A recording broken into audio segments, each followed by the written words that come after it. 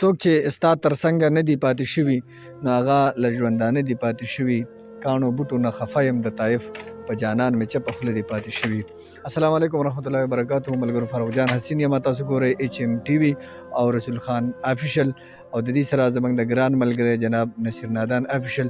او موږ نن چې کوم شخصیت سره ناست دي د تعارف محتاج نه دی، که به دې په شخصیت باندې خبرې کو بلا وخت په ولګي، چونکې د وخت د کمود په اساس باندې د هغې خبرې ملغلرې غواړو چې تاسو ته مخامخ کو، د هغې نه څو شعرونه د خپل چینل په ذریعه باندې تاسو غوږون در ورسو.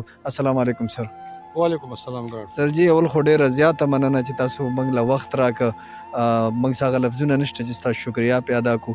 د خپلو څو خبرو سره موږ سره څو شعرونه سر جی. ډیره مننه. زه شکریا ادا کوم چې تاسو ماته موقع راکړه چې زما څو خبرې ملګرو سره شریکې کړئ، زما اواز زما پیغام خلکو ته ورسوئ او ستاسو د چینل هم ستاینه کوم. تر کومه حده چې د شعرونو تعلق دی نو تاسو ته به پته وي یا نه چې ماته شعر یادېږي نه ډېر، خو زه کوشش کوم چې څو شعرونه را یاد کړم. جی سر جی، مننه. شعر دی چې که تور لباس کعبه غوندې سینګار کړې لالیا، که تور لباس کعبه غوندې سینګار کړې لالیا، ګمراه د زمانې به هم په لار کړې لالیا. که تور لباس کعبه غوندې سینګار کړې لالیا، ګمراه د زمانې به هم په لار کړې لالیا. او خبرې دې سندرې دي کلونه پې سرشار یم، خبرې دې سندرې دي کلونه پې سرشار یم، دا ځکه څو لمحو لمې ایثار کړې لالیا. او شعر کوشش کوم چې را یاد کړم.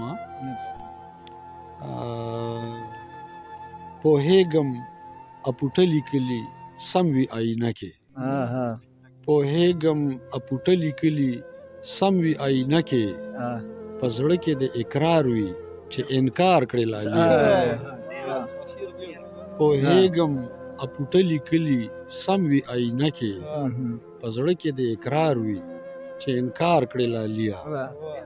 او پیرزو که د سرو شونډو اننګو په خلیل وکړې، پیرزو که د سرو شونډو اننګو په خلیل وکړې، باغ به په لمبې او سور انګار کړې لالیا. ډېره مننه سر جی، ډېره مننه سر جی د وخت راکولو. وختونه چې ناترسه د پیرۍ سړي له راشي، ارمان به هغه وخت کې د ځوانۍ سړي له راشي. کمال خو دې ته نه وایي چې سپوږمۍ له سړی لاړ شي، کمال خو دې ته وایي چې سپوږمۍ سړي له راشي. ډېره مننه. چېرته چې خوشحاله اوسئ، موږ له راکړئ اجازت سره د خپل ګران استاد جناب ډاکټر حنیف خلیل صاحب، د الله په امان.